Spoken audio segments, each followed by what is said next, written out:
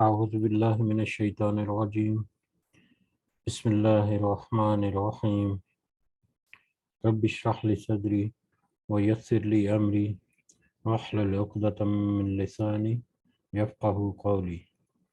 رب یسر ولا تعسر وتمم بالخیر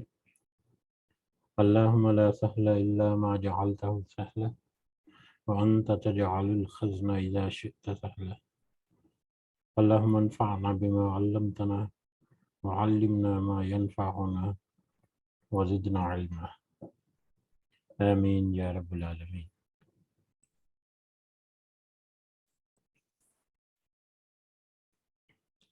آج ہم انشاءاللہ اللہ کے خاص فضل و کرم سے، اس کی خاص عنایت سے، اس کی خاص رحمت سے ہمارے اوپر ہم سورہ نحل کی آیت نمبر 71 نمبر آیت سے آنورڈ سمجھنے کی کوشش کریں گے۔ سب سے پہلے ہم اسی کی حمد اور اسی کی تعریف اور اسی کا شکر بجا لاتے ہیں جس نے ہمیں اس قابل بنایا اور جس نے ہمارے دلوں کو اس قابل کیا کہ ہم اپنے دن کا آغاز اس کے بابرکت کلام کو سمجھنے سے کریں، اس دعا کے ساتھ کہ اللہ تعالی ہمیں اس میں استقامت نصیب فرمائے، اس کی صحیح سمجھ ہمیں عطا فرمائے اور اس کے صحیح فائدے جو ہیں اس دنیا میں بھی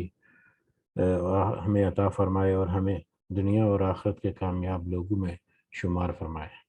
آمین یا رب العالمین۔ تو اس سے پہلے کل ہم نے کچھ آیات جو ایک رکوع پڑھا تھا، اس کا ہم یاد دہانی کے لیے صرف ترجمہ اگر دیکھ لیں، آیت نمبر 66 سے لے کے 70 تک ہم نے کل پڑھا تھا، تو اس میں اللہ تعالیٰ کہتے ہیں کہ تمہارے لیے تو چپائیوں میں بھی بڑی عبرت ہے کہ ہم تمہیں ان کے پیٹ سے کہ ہم تمہیں ان کے پیٹ میں جو کچھ ہے اسی میں سے گوبر اور لہو کے درمیان سے خالص دودھ پلاتے ہیں جو پینے والوں کے لیے فرحت بخش اور سہتا ہے یا پچتا ہے، اور کھجور اور انگور کے درختوں کے پلوں سے تم شراب بنا لیتے ہو اور اچھی روزی یا عمدہ روزی بھی حاصل کرتے ہو۔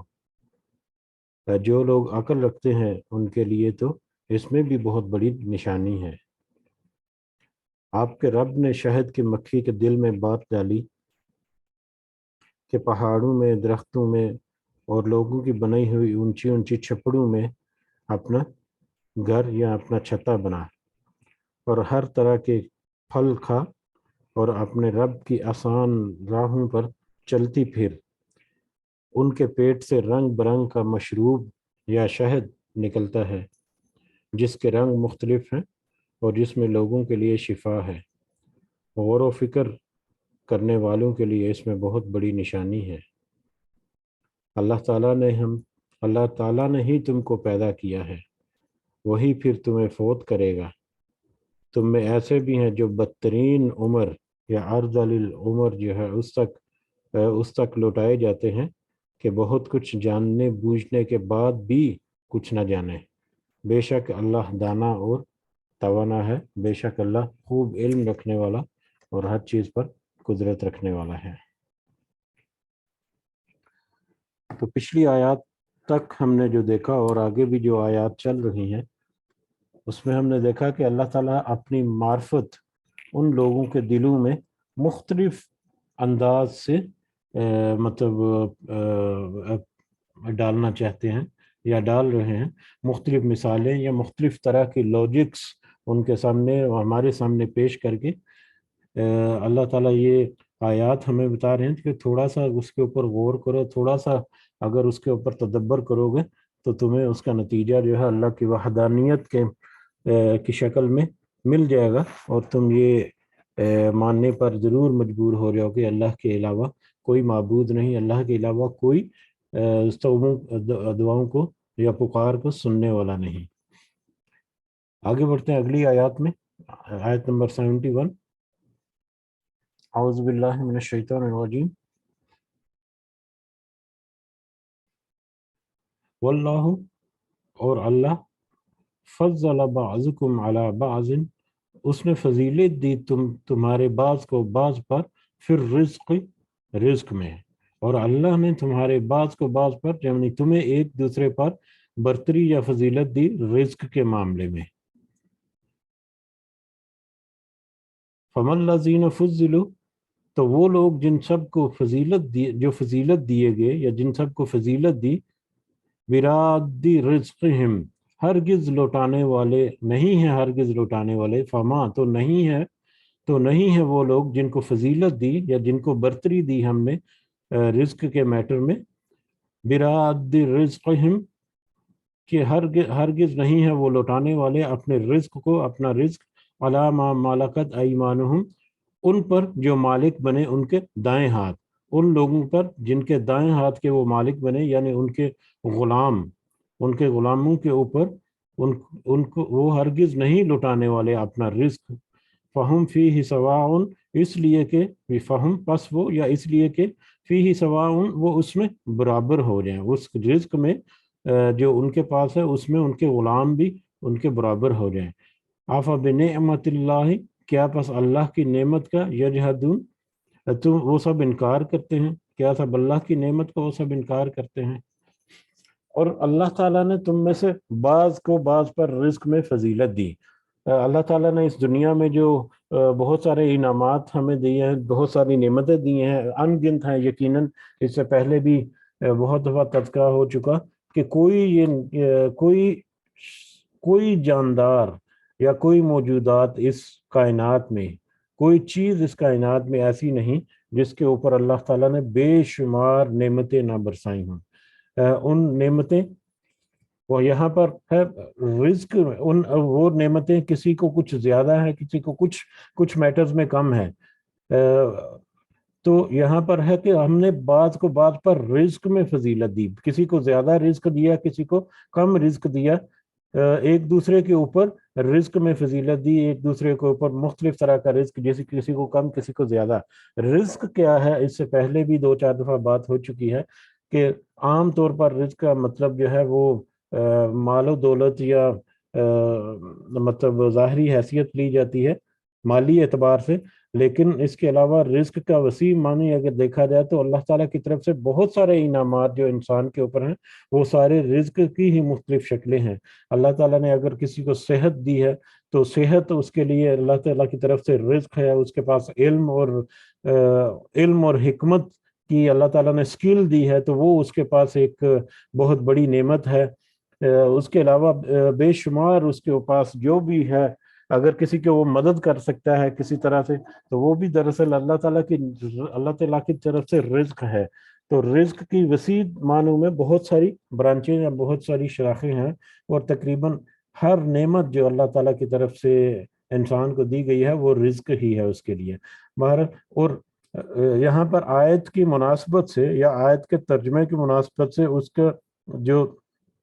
کس قسم کا رزق ہے جس کی بات ہو رہی ہے وہ ہمیں پتہ چل جاتا ہے آیت کے ترجمے یا آیت کے کنٹیکسٹ سے۔ تو یہاں پر اللہ تعالیٰ کہہ رہے ہیں کہ رزق میں ایک دوسرے کو فضیلت دی، اور اس کے آگے کہہ رہے ہیں کہ تو نہیں ہے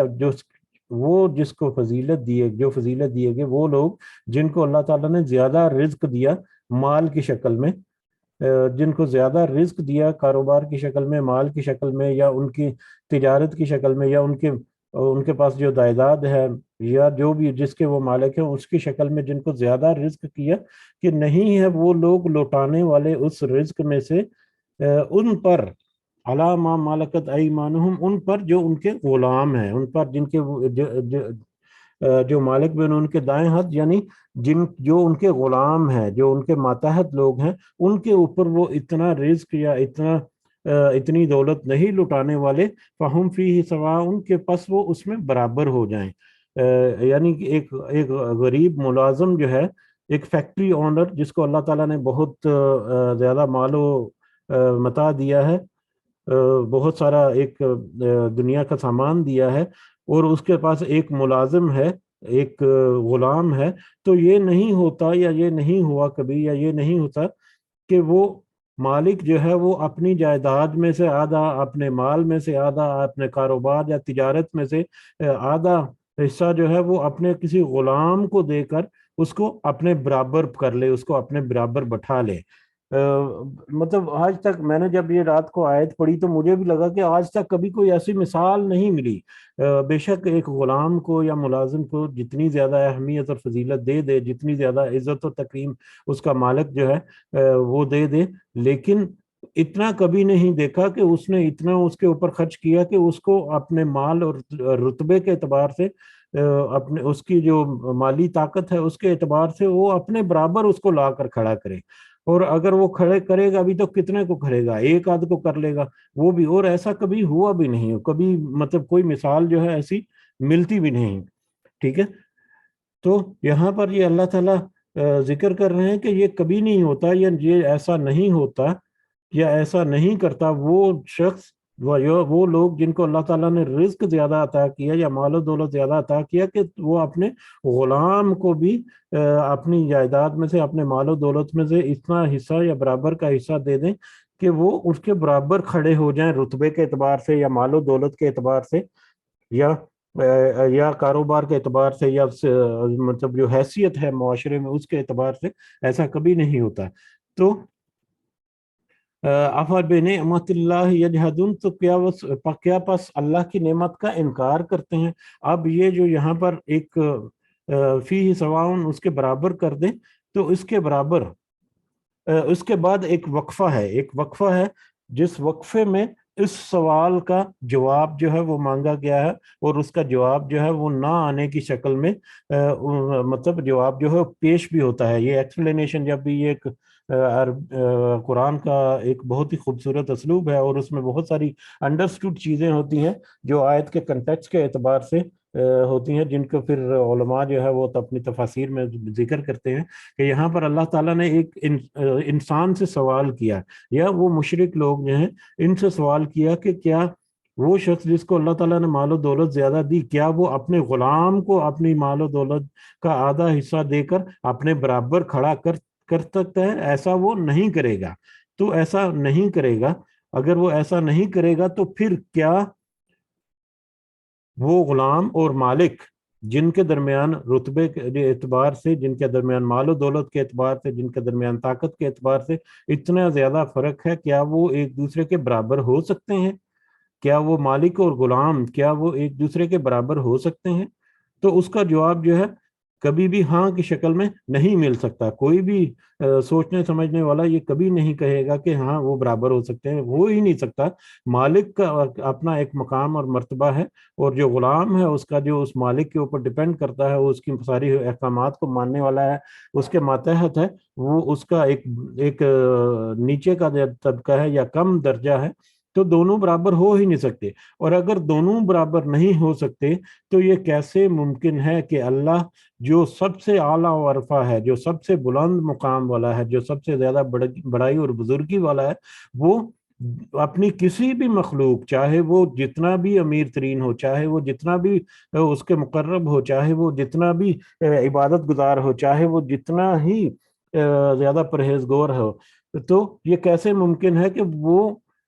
مخلوق جو ہے اللہ کی، وہ اللہ کے برابر ہو جائے؟ یہ ممکن ہو ہی نہیں سکتا۔ تو یہ یہاں پر اس سوال کا ایک ایکسپلینیشن اور جواب ہے جو یہاں پر مخفی ہے، کہ اس آیت میں اس ذکر کے بعد کہ کیا وہ دونوں برابر ہو سکتے ہیں، اس کے بعد اللہ کہتے ہیں کہ جب جواب ملے گا برابر نہیں ہو سکتے، بِنِعْمَتِ اللَّهِ يَجْحَدُونَ، تو پس کیا وہ اللہ کی نعمتوں کا انکار کرتے ہیں؟ اللہ تعالیٰ نے جو ان کے اوپر اتنی بے شمار نعمتیں دی ہیں، کیا وہ شرک کر کے یا اللہ تعالیٰ کی ساتھ دوسروں کو پکار کر، اللہ کے علاوہ دوسروں سے اپنی حاجات طلب کر کے، کیا وہ اللہ کی نعمتوں کا انکار کرتے ہیں؟ کیا وہ کفران نعمت بھی کرتے ہیں؟ پھر واللہ، اور اللہ جعل لکم من انفسکم، بنایا اس نے تمہارے لیے تمہارے ہی نفسوں سے، اور اللہ نے تمہارے نفسوں میں سے بنایا ازواجن، بیویاں۔ ازواجن زوج کی جمع ہے، اور زوج جو ہے در حقیقت سپاؤس کو کہتے ہیں۔ انگلش میں سپاؤس جو ہے جوڑا جس کو بھی کہہ سکتے ہیں، یا سپاؤس اپوزٹ جینڈر جو ایک دوسرے کے لیے حلال ہیں، وہ زوج ہوتا ہے۔ ازواجن اس کی جگہ ہے، اس کی جمع ہے۔ یعنی خامند کے لیے بیوی اس کی زوج ہے اور بیوی کے لیے خامند اس کا زوج ہے، ٹھیک ہے۔ تو بہرحال عام طور پر اس کا ترجمہ جو ہے بیوییں کیا جاتا ہے، لیکن اس میں دونوں زوج کا مطلب اپوزٹ، ایک مرد کے لیے جو عورت اور ایک عورت کے لیے جو مرد اللہ تعالیٰ نے پیدا کیے۔ تو بہرحال اللہ تعالیٰ نے ہی تمہارے ہی نفسوں سے تمہاری بیویاں یا تمہارے زوج جو ہیں وہ بنائے، وَجَعَلَ لَكُم مِّنْ أَزْوَاجِكُمْ، اور اس نے بنائے تمہاری بیویوں سے یا تمہاری زوج سے، تمہاری زوج سے مطلب ایک مرد اور عورت دونوں مل کر ایک خاندان یا ایک اگلی نسل جو ہے اس کی پیدائش کا باعث بنتے ہیں۔ تو باہر اس نے تمہاری بیویوں سے یا تمہارے زوج سے بنائے بنین و حفدہ، بہت سارے بیٹے اور پوتے، بہت سارے بیٹے اور پوتے، وَرَزَقَكُم مِّنَ الطَّيِّبَاتِ، اور اس نے رزق دیا تمہیں پاکیزہ چیزوں میں سے۔ وہ اللہ ہی ہے جس نے تمہاری ہی نفسوں سے تمہارے جوڑے بنائے، اور ان جوڑوں سے تمہارے لیے بہت سارے بیٹے اور پوتے اس نے عطا کیا، اور اس کے ساتھ ساتھ تمہیں رزق بھی دیا پاکیزہ چیزوں کا۔ اب ہمیں دوبارہ اپنا ذہن لے کر جانا ہے اس آیت کی طرف جس میں اللہ تعالیٰ نے انسان کی اپنی اس کی اصل حیثیت یا اس کی اوقات جو ہے وہ ذکر کیا، اس کی وہ کیا چیز ہے اس کا، کہ وہ انسان کو اللہ تعالیٰ نے پیدا کیا ایک بے قدر پانی کے نطفے سے، پھر اس کے اوپر بے شمار نعمتیں کی، اس کی حفاظت کی، پھر وہ جب بڑا ہو گیا تو اللہ کے سامنے کھڑا ہو کر اللہ کے معاملے میں جھگڑالو بن گیا۔ تو یہاں پر پھر کہ وہی انسان جو بے قدر پانی سے پیدا ہوا، جس کی کوئی حیثیت اور کوئی اوقات نہیں اس پوری کائنات کے مقابلے میں، اور اللہ کے مقابلے میں تو مطلب سوچا بھی نہیں جا سکتا کہ وہ انسان، اس کے لیے اللہ تعالیٰ کہتے ہیں کہ وہ بے قدر انسان جو ہے اس کو، تو اس کے ہی نفسوں میں سے، تمہارے ہی نفسوں میں سے تمہارے جوڑے جو ہیں وہ اللہ تعالیٰ نے بنائے، بیویاں اور خاوند جو ہیں وہ بنائے، اور پھر ان بیویوں خاوندوں یا ان جوڑوں سے پھر اللہ تعالیٰ نے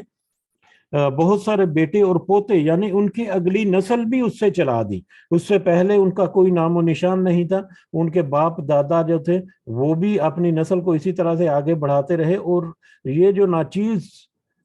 جو ایک ناچیز انسان جو ایک پانی کے نطفے سے بنا، پھر وہ بڑا ہو کر اللہ تعالیٰ نے اس کے جوڑے بھی بنائے اور اس سے آگے اس کی نسل کو بھی چلا دیا، بہت سارے بیٹے اور پوتے جو ہے وہ بھی عطا کیا، اور پھر ان کو پاکیزہ چیزوں کا رزق بھی دیا۔ ہر طرح کا رزق جو ہے، جیسے ابھی ابھی ہم نے رزق کا مطلب دیکھا کہ مال اور دولت کے علاوہ ان کو صحت اور تندرستی اور ان کی زندگی ان کے لیے رزق ہے، اور ان کے بہت سارے بے شمار انعامات جو ان کے اوپر کیا، وہ مختلف طرح کے رزق بھی پھر دیے تاکہ وہ نسل جو ہے وہ آگے بڑھے۔ افا بالباطلی، اب اللہ تعالیٰ کے اتنے احسان ہونے کے باوجود، یہ اللہ تعالیٰ کی وہ نشانیاں جن کا کوئی انکار نہیں کر سکتا کہ اللہ کے علاوہ کوئی ہستی ایسی نہیں کہ جو اس پوری جو نشانیاں ہیں وہ نشانیاں تو درکنار، ان نشانیوں کا ایک خفیف سا ہلکا سا بالکل معمولی سا پہلو جو ہے اس کو بھی وہ قائم کر سکیں، یا اس کے لیے بھی وہ رزق دے سکیں، یا اس کے لیے بھی کوئی انتظام کر سکے، اللہ کے علاوہ کوئی ہستی ہو ہی نہیں سکتی۔ تو پھر آفا بالباطل یؤمنون، کیا پس باطل پر وہ ایمان لاتے ہیں، وَبِنِعْمَةِ اللَّهِ هُمْ يَكْفُرُونَ، اور وہ اللہ کی نعمتوں کا انکار کرتے ہیں۔ اللہ تعالیٰ کی اتنی بے شمار نعمتیں ان کے ہونے کے باوجود کیا وہ پھر بھی اللہ کو چھوڑ کر ایک باطل معبودوں پر، اللہ کے علاوہ دوسری ہستیوں پر وہ ایمان لاتے ہیں، ان کو وہ پکارتے ہیں، اور اس طرح کر کے وہ در حقیقت اللہ کی نعمتوں کا انکار کرتے ہیں، کفران نعمت کرتے ہیں۔ کفران نعمت، اللہ کی نعمتوں کا انکار، شکر جو ہے، شکر کرنے کا مطلب، یا شکر کے بارے میں بھی ہم نے پہلے پڑھا تھا کہ اگر کوئی نعمت کوئی ملے، کوئی کسی کے اوپر کوئی احسان کرے تو اس کی عاجزی اس کے سامنے شو کر کے اس کا شکر بجا لایا جاتا ہے، اس کا شکر کیا جاتا ہے۔ تو جس نے اتنی بے شمار نعمتیں اللہ تعالیٰ کی استعمال کی، اس کے باوجود وہ ہٹ درمی سے کھڑا رہا اور شکر ادا کرنے کے بجائے اللہ کی نعمتوں کا انکار کرتا رہا، کفران نعمت کرتا رہا، یا وہ ماننے سے انکار ہی کرتا رہا کہ یہ ساری اللہ تعالیٰ کی نعمتیں ہیں۔ وَيَعْبُدُونَ مِن دُونِ اللَّهِ، اور وہ سب عبادت کرتے ہیں اللہ کے علاوہ، اللہ کے سوا دوسروں کی، مَا لَا يَمْلِكُ لَهُمْ رِزْقًا مِّنَ السَّمَاوَاتِ وَالْأَرْضِ، جو نہیں وہ اختیار رکھتے ان کے لیے رزق کا، من السماوات والارض، آسمانوں سے اور زمین سے، شیئن کچھ بھی، ولا یستطیعون، اور نہ وہ طاقت رکھتے ہیں، نہ ہی وہ رزق عطا کر سکتے ہیں اور نہ ہی وہ طاقت رکھتے ہیں۔ وہ ہستیاں جن کو وہ اللہ کے علاوہ پکارتے ہیں، کسی بھی شکل میں ہو، چاہے وہ بتوں کی شکل میں ہو، پتھر تراشے ہوئے چاند صورت موجودات کی شکل میں ہو، چاہے وہ پرانے اپنی ہستیوں، بابوں، بزرگوں، ولیوں کو پکارنے والے ہیں مختلف شکلوں میں یا مختلف طریقوں سے، تو جو اللہ کو پکارتے، اللہ کے علاوہ دوسروں کو پکارتے ہیں، وہ ان کو پکارتے ہیں در حقیقت جن کو کچھ اختیار نہیں، جن کے پاس کچھ اختیار نہیں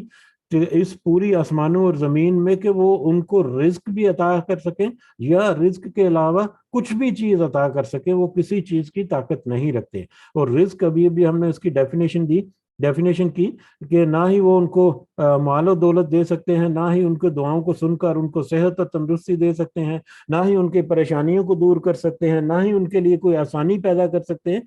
غرض یہ کہ وہ ان کی پوری زندگی کے کسی بھی میٹر میں کسی ایک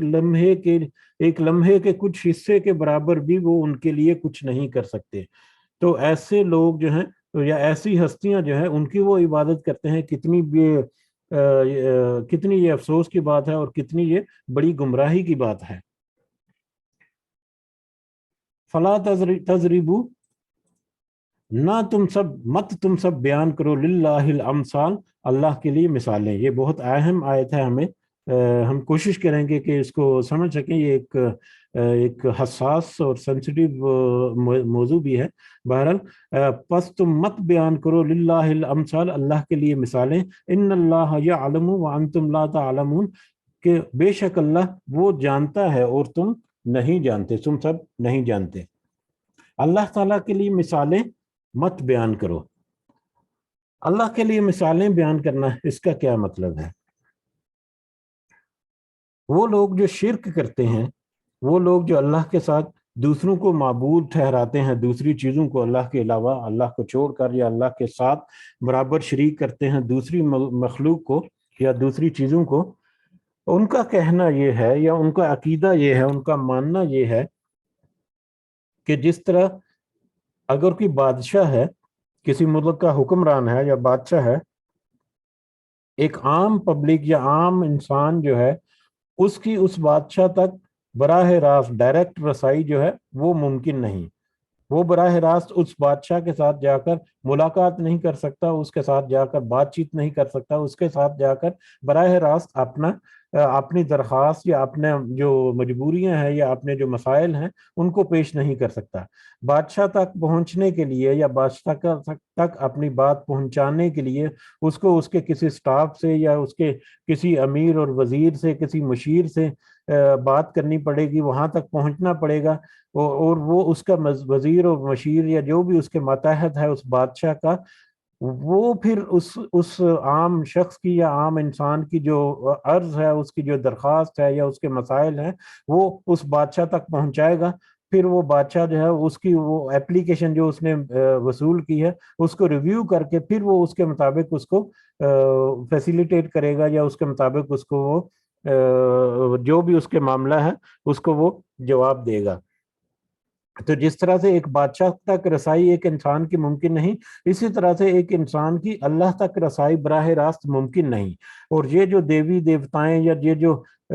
دوسری ہستیاں جن کو وہ شریک ٹھہراتے ہیں یا جن کو وہ پکارتے ہیں، در حقیقت وہ ان کی پکار کو سن کر یا ان کی پکار کا وسیلہ بنتے ہیں اللہ تک پہنچانے کے لیے، کیونکہ وہ اللہ کے مقرب بزرگ رہے ہیں، اللہ کی مقرب ہستیاں رہی ہیں، ان کے اوپر اللہ تعالیٰ کے بڑے انعامات رہے ہیں، جس کی وجہ سے وہ اللہ کے قریب ترین لوگ ہیں۔ اور کیونکہ وہ انسانوں میں سے تھے یا کیونکہ وہ انسانوں کے ساتھ ان کا براہ راست کمیونیکیشن تھا، تو اس لیے وہ لوگوں کی بات سن کر اللہ تک پہنچاتے ہیں، اور پھر اللہ تعالیٰ جو ہے نا ان کی اس بات کا یا ان کے اس مسئلے کا حل جو ہے وہ کرتے ہیں یا ان کے لیے آسانیاں جو ہے۔ تو اس طرح سے ایک انٹرمیڈیٹ ریلیشن یا ایک برج جو ہے وہ اللہ اور انسان کے درمیان قائم کرنے کے لیے یہ جو ہستیاں ہیں جن کو وہ اللہ کے علاوہ پکارتے ہیں، ان کا یہ کام ہے یا ان کا یہ رابطہ ہے۔ یہیں سے وسیلے کا کنسیپٹ جو ہے اس کو بھی بگاڑ کر پیش کر دیا کہ یہ وسیلہ ہے اللہ تک اپنی بات کو پہنچانے کا۔ اسی طرح کا عقیدہ جو ہے افسوس کے ساتھ اور بڑی ہی معذرت کے ساتھ کہ ہمارے مسلمانوں کے بہت سے بڑے گروہ جو ہے وہ بھی اس طرح کا عقیدہ رکھتے ہیں کہ اللہ تک ان کی بات پہنچانے کے لیے جو ولی اور بزرگ جو پہلے گزر چکے، جو اب قبروں میں لیٹے ہوئے ہیں، ان کو مختلف طریقے سے ان کو نظر و نیاز کر کے ان کی قبروں پر جا کے اپنی حاجات کو بیان کر کے اپنی دعاؤں جو ہیں وہ ان کو پکارتے ہیں اور وہ اس لوجک کے ساتھ یا اس کنسپٹ کے ساتھ کہ وہ اللہ کے مقرب ہستیاں رہی ہیں، اللہ کے مقرب، اللہ کے قریبی بندے ہیں وہ یا بندے رہے ہیں، اور ان کا یہ عقیدہ بھی اضافی کہ وہ قبروں میں زندہ، اللہ کے ولی اور نبی جو ہے وہ قبروں میں زندہ ہوتے ہیں، تو وہ ہماری باتوں کو سن کر اللہ تک پہنچائیں گے، یا وہ اللہ کے حضور ہمارے بہاف پر اللہ کے حضور جب وہ دعا کریں گے یا مقدمہ پیش کریں گے تو اللہ تعالیٰ اس کو مطلب سن لے گا، یا ان کی جو دعا ہے وہ جلدی سے پوری ہو جائے گی۔ تو افسوس کے ساتھ کہ مسلمانوں میں بھی اس طرح کا عقیدہ کچھ گروہوں میں پایا جاتا ہے۔ تو ایک تو یہ ہے، تو اللہ کے ساتھ مثال دینے کا یہاں پر کیا ذکر ہے کہ اللہ کو کسی بھی چیز کے ساتھ، کسی بھی اسی مخلوق کے ساتھ کسی بھی طرح سے مثال مت بنا کر پیش کرو، کہ جس طرح سے بادشاہ اپنی ہی طرح کے وزراء اور مشیر جو ہیں ان کے درمیان اپنی ہی طرح کے انسانوں کے درمیان وہ کھڑا ہے، اور وہ اپنے وزیروں اور مشیروں کی بات سن کر اس کے مطابق احکامات جاری کر رہا ہے، تو اللہ کے لیے ممکن نہیں، یا یہ ممکن ہی نہیں کہ اللہ جو ہے وہ اپنی مخلوق کے درمیان کھڑا ہے اور اپنی مخلوق سے وہ عرضیاں پیش کر کے اس کے مطابق وہ فیصلے کر رہا ہے، جبکہ اللہ جو ہے وہ براہ راست انسانوں کی بات سنتا ہے، اور انسان براہ راست بغیر کسی جھجک کے کسی بھی وقت 24 گھنٹوں کے ہر لمحے میں کسی بھی وقت وہ اللہ کو پکاریں تو براہ راست وہ اللہ سے بات چیت کر سکتے ہیں، براہ راست وہ اللہ سے اپنا تعلق قائم کرتے ہیں۔ تو اللہ کے لیے کسی کی طرح کی مثال جو اس دنیا میں تم دیتے ہو، اس طرح کے کنسیپٹ یا اس طرح کے عقیدے گھڑ کر، وہ اللہ کے لیے ایسی مثال کچھ بھی مت بیان کرو۔ اس طرح سے اللہ تعالیٰ نے اس طرح کی کسی بھی مثال کو یا اس طرح سے کسی بھی طرح سے اللہ کے ساتھ مطلب اپنا عقیدہ جو ہے وہ گڑنے سے بہت سختی سے منع کر دیا، مت تم بیان کرو للہ الامثال، اللہ کے لیے مثالیں۔ اس آیت کے پہلے حصے کا ایک دوسرا پہلو بھی ہے، ایک دوسرا جو پوائنٹ، نقطہ نظر جو ہے وہ بھی ہے۔ مثال جب دی جاتی ہے تو در حقیقت ہم کمپیئر کرتے ہیں، ہم تقابلی جائزہ لیتے ہیں دو مختلف چیزوں کا، ٹھیک ہے۔ مثال کے طور پر وہ اتنی محنت کرتا ہے، تم بھی اتنی محنت کر لو، ٹھیک ہے۔ لوگ آپس میں ایک دوسرے کے ساتھ مثال دیکھیں کہ جیسے اس طرح سے جیسے وہ یہ عمل کر رہا ہے اس طرح سے تم بھی کر لو، یا وہ کرتا ہے تو تم، یا وہ اس کا میٹر ہے تو تمہارا، یا اس کا ایسے ہے تو اس کا، یا دوسری چیزوں کے ساتھ بھی، جیسے گھوڑے کی طرح تیز رفتاری سے بھاگنا، گھوڑے کی طرح تیز، یا بندر کی طرح اچھل کود کرنا۔ تو دو چیزوں کا مثال جب ہم دیتے ہیں کہ بندر کی طرح یا کسی گھوڑے کی طرح یا کسی دوسرے بندے کی طرح، کہ اس کی طرح کہ اگر تم بھی محنت کرو تو تم بھی اچھے نمبروں سے پاس ہو سکتے ہو، تو جب ہم مثال دیتے ہیں تو در حقیقت ہم کمپیئر کرتے ہیں ایک چیز کو دوسری چیز سے، اور جس کو بھی ہم کمپیئر کر رہے ہیں، جو بھی دو چیزیں ہیں جن کو ہم آپس میں کمپیئر کرتے ہیں، تو وہ ہمارے جتنے بھی خیالات ہیں وہ خیالات محدود ہیں اللہ تعالیٰ کی مخلوق تک۔ جو بھی چیز، جس کو بھی ہم مثال بنائیں گے، جس کے بھی ہم کمپیئر کریں گے، وہ کوئی نہ کوئی مادی چیز ہوگی یا کوئی نہ کوئی مادی تخیل ہوگا جو کہ اللہ کی مخلوق میں سے ہوگا، ٹھیک ہے۔ تو اللہ کی مخلوق کو آپس میں کمپیئر کر جس طرح سے کرتے ہو، اس طرح سے تم اللہ کو اس کے مخلوق کے ساتھ کسی بھی طور پر کمپیئر نہیں کر سکتے، کسی بھی، چاہے وہ صفت میں ہو، چاہے وہ درجے میں ہو، رتبے میں ہو، کسی بھی طریقے سے اللہ کو کوئی انسان جو ہے اللہ کو کسی بھی اس کی مخلوق کے ساتھ کسی بھی لیول پر کمپیئر نہیں کر سکتا۔ ایز دی مومنٹ، جس ہی لمحے اللہ تعالیٰ کی ذات کو، چاہے ذاتی مثال یا اس کے صفات کے میٹر میں، اس کی ذات کے میٹر میں کسی بھی طرح سے اگر جیسے ہی جس ہی لمحے اس کو کمپیئر کیا گیا کسی بھی چیز کے ساتھ، اسی لمحے اللہ کی وحدانیت جو ہے اس کا کنسپٹ جو ہے وہ معدوم ہو گیا، اسی لمحے ایک ایک گمراہی جو ہے وہ شروع ہوگی۔ اس لیے ہمارے لیے یہ ممکن نہیں کہ ہم اللہ کو کسی بھی چیز کے ساتھ کمپیئر کرنے کا سوچ بھی سکیں۔ اللہ تعالیٰ نے اپنی شناخت کے لیے کچھ مثالیں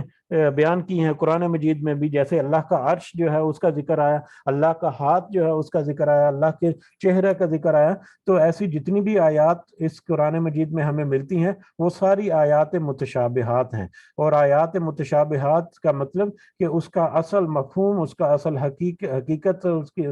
اس کی اصل جو حقیقت ہے اس کو سمجھنے سے انسان قاصر ہے۔ یہاں پر جو اللہ تعالیٰ نے ذکر کیا ہے ہم صرف اسی کا ترجمہ کریں گے، اور اس کی مزید توجیہ، اس کی مزید ایکسپلینیشن ہم دینے سے قاصر ہیں۔ لہٰذا علماء کرام جو ہیں وہ اس چیز سے، اس بات سے منع کرتے ہیں کہ اللہ کے لیے وہ جو مثالیں ہیں ان کو مزید کسی طرح سے اس کو سمجھنے کی کوشش کی جا سکے۔ ایک وقت آئے گا کہ ہو سکتا ہے کہ اللہ تعالیٰ یقیناً ہمیں اس کی بات سمجھا دے گا، یا ہمارے سامنے بہت ساری چیزیں جو ہیں وہ کھل کر آ جائیں گی۔ بہرحال اللہ تعالیٰ کو کسی بھی شکل میں، کسی بھی صورت میں کسی دوسری کے ساتھ جوڑ کر، کمپیئر کر کے کوئی مثال دے دینا، یہ ہمارے لیے مطلقاً منع کر دیا گیا، سختی سے منع کر دیا گیا، اور یہ ہمارے لیے پریکٹیکلی ہمارے لیے ممکن ہی نہیں کہ ہم اپنے ذہن میں کوئی ایسی چیز سوچ سکیں جس کو اللہ کے ساتھ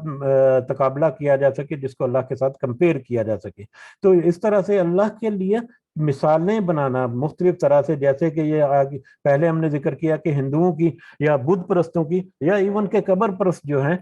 وہ ایک کنسپٹ بنائے پھرتے ہیں، وسیلہ بھی اس میں سے نکال لیا انہوں کہ یہ وسیلہ ہے اللہ تک ہماری بات پہنچانے کا، یا ہماری دعا کو اللہ تک پہنچانے کا۔ تو اس طرح کی کسی بھی بات سے یا کسی بھی مثال سے ہمیں گریز کرنا ہے، اور ہم کبھی سوچنا بھی نہیں کہ ہم کسی طرح سے اللہ کو کسی کے ساتھ کمپیئر کر سکتے ہیں، اس کی کسی چاہے وہ ذاتی حیثیت ہے یا چاہے صفاتی حیثیت سے۔ اس کی مزید ایکسپلینیشن ہمیں آگے اگلی 2 آیات میں ملے گی۔ تو اب یہ لوگ جو ہیں، انسان جو ہے وہ عام طور پر ظاہری چیزیں جو ہیں یا مادی چیزیں جو ہیں ان کی مثالیں اپنا کر بہت جلدی سے ایک کنسپٹ بنا لیتا ہے، جیسے کہ ابھی ہم نے ذکر کیا کہ وہ اللہ تک اپنی بات پہنچانے کے لیے ایک انہوں نے لاجک یا ایک جو عقیدہ جو گڑا ہوا ہے جس کو قبول کرنا ان کے لیے بڑا آسان، وہ مادہ پرستی کا ایک عقیدہ ہے۔ تو اگر تمہیں اللہ کو پہچاننے کے لیے کچھ مثالوں کی ہی ضرورت ہے تو پھر اللہ تعالیٰ کہتے ہیں کہ میں بھی کچھ مثالیں پیش کرتا ہوں۔ اللہ کچھ مثالیں پیش کرتا ہے کہ کس طرح سے پھر سمجھنے کی کوشش کر سکتے ہو تم۔ وہ کیا ہے؟ ضرب اللہ مثلا، بیان کی اللہ نے ایک مثال، اللہ تعالیٰ ایک مثال بیان کرتے ہیں۔ عبدن، ایک غلام ہے یعنی ایک مثال یا ایک بندے کی مثال جو کہ غلام ہے، مملوکن، جو ملکیت میں ہے، جو کسی شخص کی ملکیت میں ہے، ایک غلام، ادنا ملازم جو ہے، غلام جو ہے، اس کی مثال اللہ تعالیٰ پیش کرتے ہیں، بیان کرتے ہیں۔ لا یقدر علی شیء، کہ وہ نہیں وہ قدرت رکھتا کسی چیز پر۔ ایک غلام جو ہے اس کی کوئی حیثیت اور اوقات نہیں ہوتی، اس کی کوئی قدر و منزلت نہیں ہوتی، اس کی کوئی اپنی مطلب انا اور نہیں ہوتی۔ اس کا مالک جو اسے کہے گا وہ وہی کرے گا، اس کا مالک اس کو جو کھلا دے گا وہ وہی کھائے گا، اس کا مالک اس کو جس حال میں رکھے گا وہ اسی حال میں رہنے پر مجبور ہے۔ تو ایک غلام ہے جو کسی چیز پر قدرت نہیں رکھتا۔ ومن، اور دوسرا وہ شخص جو رزقناہ منا، ہم نے رزق دیا اسے اپنی طرف سے، رزقن حسنن، ایک اچھا رزق، ہم نے اس کو ایک اچھا اور وسیع رزق دیا۔ یعنی کہ وہ مالک جو ہے، ایک تو غلام ہے جس کا ذکر ہوا ایک شخص، اور دوسرا اس کا مالک جس کو اللہ تعالیٰ نے اپنی طرف سے بہت وسیع رزق دیا۔ فَهُوَ يُنْفِقُ مِنْهُ سِرًّا وَجَهْرًا، تو وہ خرچ کرتا ہے اس میں سے پوشیدہ بھی اور ظاہری بھی۔ وہ جو مالک ہے اس کو اللہ تعالیٰ نے رزق دیا، اور اس رزق کو وہ ظاہر کر کے بھی اور چھپا کر بھی، اپنے ذاتی معاملات میں بھی اور دوسرے کے معاملات میں بھی، ایون کہ وہ غلام کے لیے بھی اس کو کچھ سیلری ویلری دے دی، یا اس کو کھانے کے لیے دے دیا، یا رہنے بہنے کے لیے اس کو کچھ ٹھکانہ بنا دیا، تو اس غلام کے اوپر بھی خرچ کرتا ہے، اور دوسری طریقے سے بھی وہ اس کے اوپر وہ خرچ کرتا ہے۔ تو یہ مالک اور غلام، یہ اس کی مثال دی، اور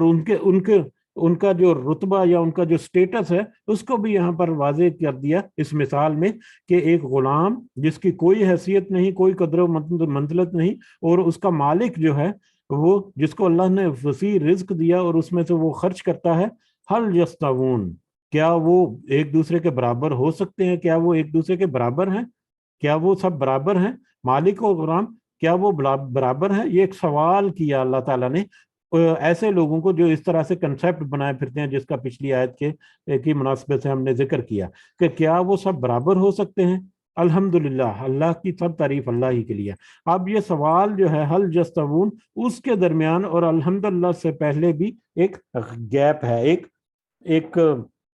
ایک وقفہ ہے۔ اس وقفے میں اس سوال کا جواب جو ہے وہ بھی موجود ہے، کہ سوال کیا کہ کیا مالک اور غلام کیا وہ ایک دوسرے کے برابر ہو سکتے ہیں؟ اس کے جواب میں اب وہ ان کو سوچنا پڑے گا۔ اگر وہ جو ایسا کنسیپٹ رکھتے ہیں، اگر وہ کہتے ہیں کہ برابر نہیں ہو سکتے، تو پھر اگر غلام اور مالک ایک دوسرے کے برابر نہیں ہو سکتے، تو یہ کیسے ممکن ہے کہ اللہ جو ہر چیز کا خالق اور مالک ہے، جس نے ہر چیز کو اور ہر نظام کو پیدا کیا اور اس کو پھر قائم و دائم رکھنے کے لیے وہ سارے انتظامات جو ہیں وہ بھی اکیلا ہی کرتا ہے، کیا وہ اپنے کسی غلام یا اپنی کسی مخلوق کے برابر ہو سکتا ہے؟ تو اس کا جواب یقیناً نہیں میں ملے گا۔ ہاں میں جواب وہ دے نہیں سکتے، نہیں میں جواب دینے سے وہ کتراتے ہیں، کیونکہ ہاں میں اگر جواب دیں گے تو پھر ان کا سارا کا سارا عقیدہ جس کی بنیاد جو گڑا ہوا ان کو، وہ سارا دھرم سے نیچے گر جائے گا۔ اور اگر وہ نہیں میں جواب دیتے تو یہ لاجیکلی ممکن ہی نہیں کہ مالک اور غلام جو ہے یہ ایک دوسرے کے برابر ہو جائیں۔ تو کیا وہ برابر ہو سکتے ہیں؟ اس کا جواب یہاں پر پوشیدہ ہے کہ نہیں، وہ ہرگز برابر نہیں ہو سکتے۔ تو جس طرح مالک اور غلام جو ہے وہ برابر نہیں ہو سکتے، اس طرح کیسے یہ ممکن ہے، یا کیسے کوئی سوچ سکتا ہے کہ اللہ جو واحد خالق ہے اس پوری کائنات کا، جو اس کا نظام بھی چلانے والا ہے، نہ صرف اس کو پوری کائنات کو تخلیق کیا، اس کے اندر زندہ اور بے جاندار اور بے جان چیزیں سب کو پیدا کیا، بلکہ ان کے سارے نظام جو ہے ان کو بھی چلانے والا ہے، تو وہ کیسے ممکن ہے کہ وہ اپنی کسی مخلوق کے برابر ہو جائے؟ اس کی کوئی بھی مخلوق، چاہے وہ کتنی ہی بڑی ہو، چاہے وہ کتنی ہی اعلیٰ عرفہ ہو، چاہے وہ کتنی ہی اللہ کے قریب ہو، چاہے وہ کتنی ہی پرہیزگار ہو، چاہے وہ کتنی ہی مطلب اپنے مال و متاع کے اعتبار سے یا دوسرے سٹیٹس کے اعتبار سے کتنی ہی مطلب ایک اچھا رتبہ رکھتی ہو اپنے معاشرے میں، سوسائٹی میں، وہ اللہ کے برابر ہو جائے، یہ تو سوال ہی پیدا نہیں ہو سکتا۔ تو پھر اس کا جواب جب مل گیا تو پھر الحمدللہ، ساری کی ساری تعریفیں، کل کا کل شکر اور کل کی کل تعریفیں جو ہیں وہ تو صرف اللہ ہی کے لیے ہیں۔ بل اکثرہم لا یعلمون، لیکن افسوس کے ساتھ کہ اکثر ان میں سے وہ نہیں جانتے۔ اور یا علمون علم سے ہے کہ نہیں وہ علم رکھتے اور نہیں وہ جانتے۔ اور اس کا بھی ہم نے ایک دو دفعہ پہلے دیکھا کہ علم کے دو پہلو ہیں۔ علم، کسی کے پاس اگر علم ہے تو اس کا علم کو، اپنے علم کو وہ ظاہر کرے گا تو دوسروں کو پتا چلے گا نا کہ اس کے پاس کوئی کس طرح کا علم ہے یا کس طرح کی معلومات ہے۔ جیسے کہ اس کے سے پہلے بھی ہم نے پڑھا کہ تاکہ اللہ تعالیٰ جان لے، کچھ آیات آئی تھی کہ تاکہ اللہ تعالیٰ جان لے، ٹھیک ہے؟ تو تاکہ اللہ تعالیٰ جان لے، اللہ تعالیٰ تو سب کچھ جانتا ہے، تو اس کا مطلب یہ ہے کہ اللہ تعالیٰ، تاکہ اللہ تعالیٰ دوسروں کو بھی بتا دے، دوسروں کے اوپر بھی ظاہر کر دے کہ ہاں یہ اس کو پتہ ہے، یہ اس کے علم میں ہے، یا ایسا ہونے والا ہے، یا ایسا ہی ہوتا ہے۔ تو اسی طرح سے وہ نہیں جانتے۔ ایک تو یہ ہے کہ شعوری طور پر وہ اس کو سمجھنے سے قاصر ہیں، دوسرا یہ ہے کہ اگر وہ اس کو سمجھ بوجھ بھی لیں تو اس علم کا اظہار نہیں کرتے، اس علم کو ظاہر نہیں کرتے، اس کو اپناتے نہیں، اس کو پریکٹیکلی انڈورس نہیں کرتے۔ جیسا کہ ابھی یہاں پر ہم نے دیکھا کہ اس سوال کا جواب وہ ہاں میں بھی نہیں دے سکتے، نہ میں بھی نہیں دے سکتے۔ ہاں میں دیں گے تو پھر بھی ان کا سارا عقیدہ جو ہے وہ بنیاد ختم ہو گئی، اور اگر نہ میں بھی دیں گے تو لاجیکلی کوئی بھی اس کو قبول ہی نہیں کرے گا۔ تو اس لیے ان میں سے اکثر یا تو اس کو سمجھنے سے قاصر ہے، یا اگر وہ سمجھ بھی جائیں تو اس کو قبول نہیں کرتے، قبول کرنے سے انکار کرتے ہیں۔ وَضَرَبَ اللَّهُ مَثَلًا الرَّجُلَيْنِ، اور اللہ نے مثال کی ایک اور بیان کی اللہ نے ایک مثال دو آدمیوں کی۔ اللہ تعالیٰ اب ایک دوسری مثال یہاں پر بیان کرتے ہیں، دوسری مثال ایک پیش کرتے ہیں۔ یہ دوسری مثال جو ہے وہ پہلی مثال سے زیادہ واضح ہے، زیادہ وضاحت کے ساتھ، یا زیادہ آسان ہے سمجھنے کے لیے۔ وَضَرَبَ اللَّهُ مَثَلًا، اور اللہ نے بیان کی دوسری ایک مثال رَجُلَيْنِ، دو آدمیوں کی۔ دو آدمی ہیں، احدہما ابکم احدہما ابکم، ان دونوں میں سے ایک جو ہے وہ گونگا ہے، لا یقدر علی شیء، وہ نہیں قدرت رکھتا کسی چیز پر، وہو کل، اور وہ بوجھ ہے، علی مولاہ، اپنے مالک پر، اینما یوجہہ، جہاں کہیں وہ بیچتا ہے اسے، جہاں کہیں اس کا مالک اسے بیچتا ہے، لا یأتی بخیر، تو نہیں وہ لاتا کوئی بلائی کی خبر، نہیں لاتا کوئی بلائی۔ اللہ تعالیٰ پھر ایک دوسری مثال سے سمجھانے کی کوشش کرتا ہے، یا اللہ تعالیٰ ایک دوسری مثال پیش کرتے ہیں۔ وہ دوسری مثال ہے دو آدمیوں کی۔ ان دو آدمیوں میں سے ایک جو ہے وہ تو گونگا ہے،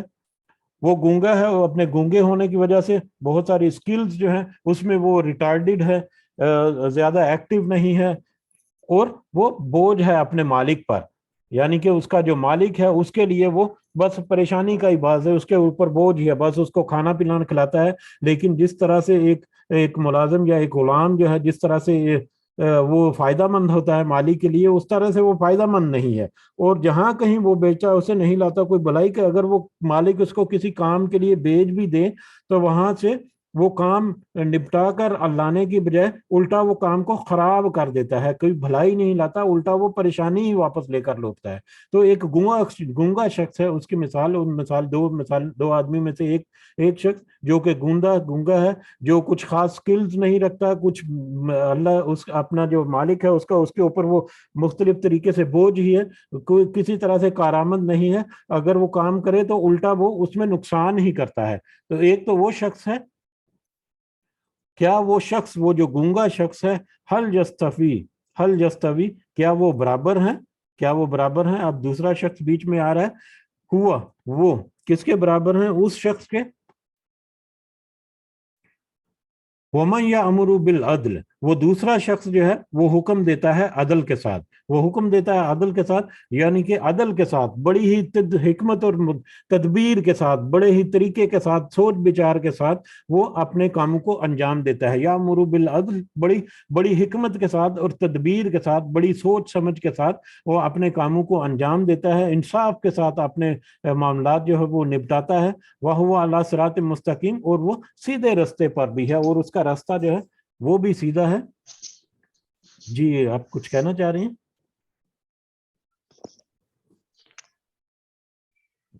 شاید غلطی سے اب آن ہو گیا، ٹھیک ہے۔ جی، تو ایک پہلا شخص جو گونگا ہے، اور دوسرا شخص جو بہت ہی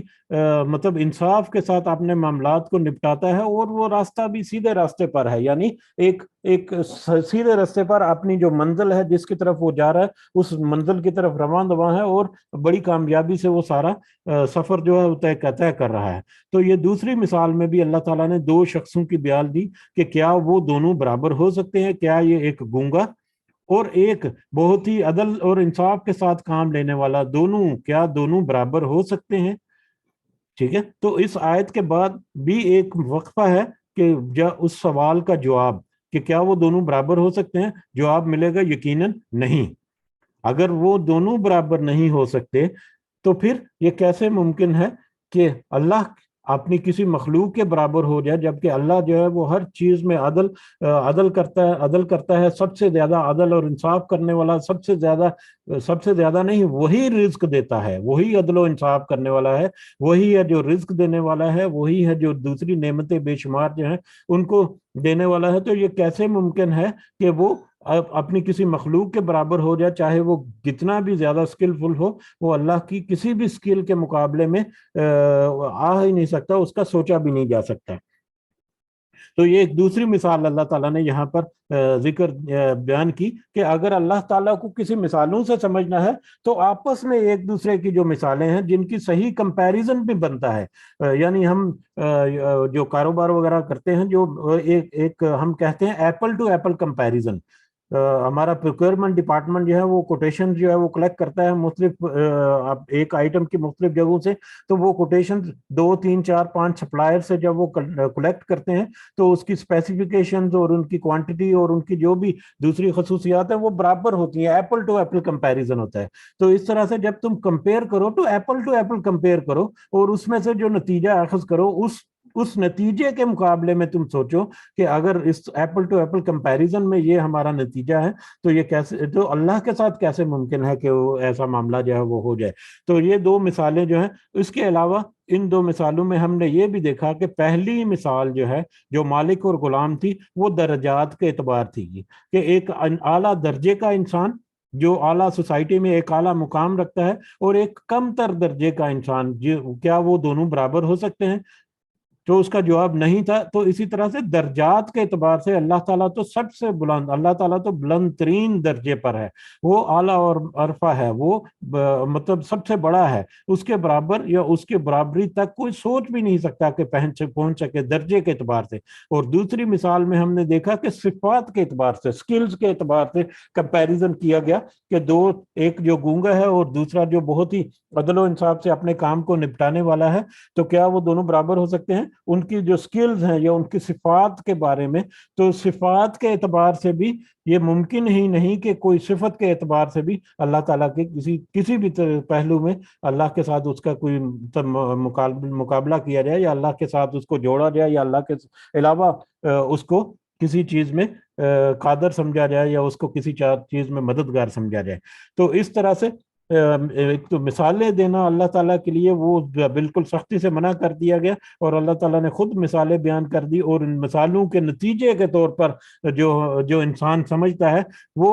آسان کر دیتا ہے لوجیکلی اللہ تعالیٰ کی حیثیت اور اللہ تعالیٰ کا قدر و منزلت اور جو مقام ہے اس کو سمجھنے کے لیے، اور وہ صرف اس کا اندازہ ہی کیا جا سکتا ہے، اس کا صحیح حقیقت کیا ہے وہ تو انسان کے بس کی بات نہیں، کیونکہ انسان کی سوچ جو ہے ابھی تک اس کی اللہ کی مخلوقات تک ہی محدود ہے، اس سے آگے اس کی سوچ نہ ہی بڑی ہے، اور نہ ہی میرا خیال ہے کہ وہ کبھی بڑھ سکے گی۔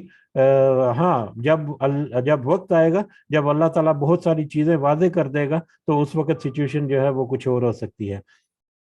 بہرحال اللہ تعالیٰ سے دعا ہے کہ ہم نے یہ جو آیات آج سمجھنے کی کوشش کی، اس کی صحیح سمجھ ہمیں عطا فرمائے، ہمارے کہنے میں، سننے میں، سمجھنے میں اگر کوئی کمی بیشی یا بھول چک ہو گئی تو اللہ تعالیٰ ہمیں معاف فرمائے، اور اس کے بدلے میں بھی ہماری معافی کو قبول کرتے ہوئے اللہ تعالیٰ ہمیں صحیح جو اس کی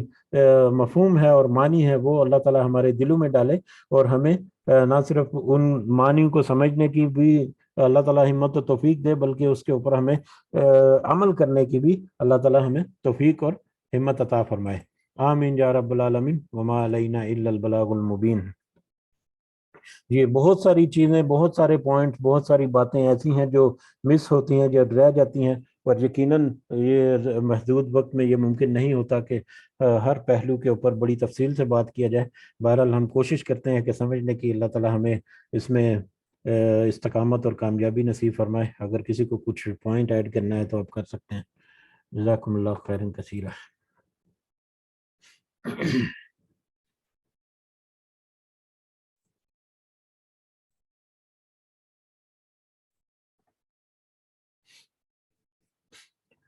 جی، اسی کے ساتھ پھر اجازت چاہتے ہیں۔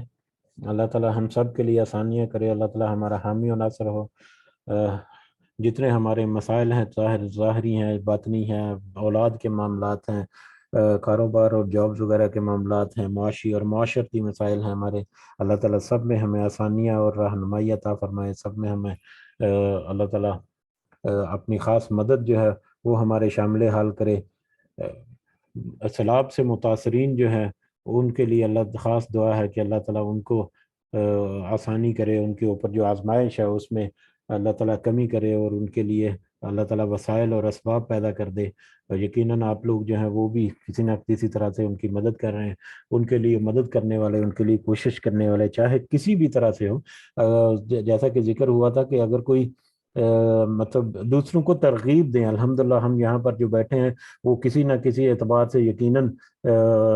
بہت ہی اچھے ہیں، لیکن وہ لوگ جو خاص کر وہ لوگ جو غریب لوگ ہیں، یہ بھی ایک کنسیپٹ ہے کہ غریب جو ہیں، جو جن کے پاس زیادہ مال و اسباب نہیں ہوتے، وہ یہ سمجھتے ہیں کہ یہ اللہ کے راستے میں خرچ کرنا تو بس ان لوگوں کا کام ہے جن کے پاس پیسہ زیادہ ہوتا ہے یا جن کے پاس سیونگ ہوتی ہے۔ نہیں، جو غریب طبقہ ہے، جو اپنے آپ کو غریب کہتا ہے، در حقیقت ان کو بھی اللہ تعالیٰ نے بہت ساری بے شمار نعمتیں دی ہیں، اور ان نعمتوں میں سے وہ خرچ کر سکتا ہے۔ جیسے آج ہی ہم نے رزق کے بارے میں پڑھا کہ رزق جو ہے وہ صرف مال و دولت ہی نہیں، رزق کی بہت ساری شکلیں ہیں جو اللہ تعالیٰ انسان کو دیتا ہے، تو اس میں سے کچھ نہ کچھ وہ استعمال کر سکتا ہے اللہ کے راستے میں۔ تو یہ سلاب کے معاملے میں بھی اگر وہ پیسے ڈونیٹ نہیں کر سکتے، ترغیب دیں دوسروں کو کہ اگر وہ مالی مدد نہیں کر سکتے تو وہ پریکٹیکلی کچھ کوشش کر سکتے ہیں، کسی دوسرے سے ریکویسٹ کر کے کچھ کنٹریبیوٹ کرنے کے لیے دوسروں کو ترغیب دے سکتے ہیں، یا کہیں سے کلیکٹ کر کے وہ ان کو کس دوسرے طریقے سے مدد کر سکتے ہیں۔ جیسے کہ بہت سارے تنظیمیں اور تنظیموں کے علاوہ چھوٹے چھوٹے گروہ جو ہیں، ظاہر ہے ان کے وسائل اپنے نہیں ہوتے، لیکن وہ دوسروں کو ترغیب دے کر ان سے کچھ